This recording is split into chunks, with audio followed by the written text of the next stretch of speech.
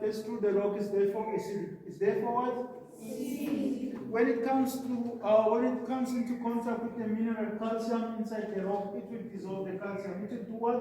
Dissolve the calcium. Therefore, the drop of water that emerges from the ceiling, yes. So the drop of water that emerges from the ceiling is therefore rich in calcium. Therefore, rich in what?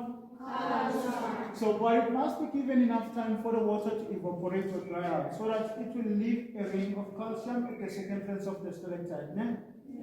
So therefore, the next drop will do the same process. Then the stalactite will go ring by ring, growing down. The extra water that falls to the ground carries the extra calcium. Which stalagmite will start growing from? Which stalagmite will start growing? Remember, there is stalactite and stalagmite.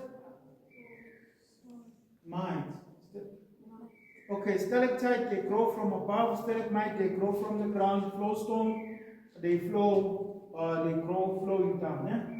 So flowstone, they form from slow flowing water. They form from what? Slow flowing water. Yeah, slow flowing water. Slow flowing water. So their inner structure is porous. Their inner structure is what? Porous. So if you heat it, it makes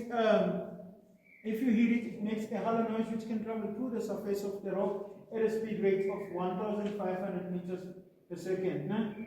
Therefore, it was used as an alarm system by the Swazi people who have used the cave in times of war. Also named Somkubasko. Also named what?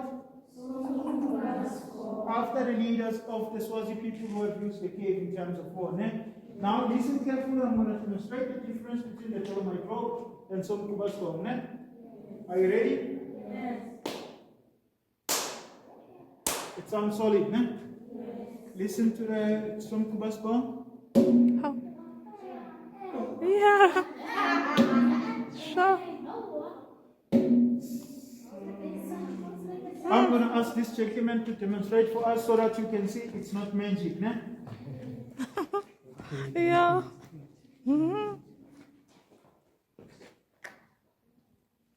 Oh.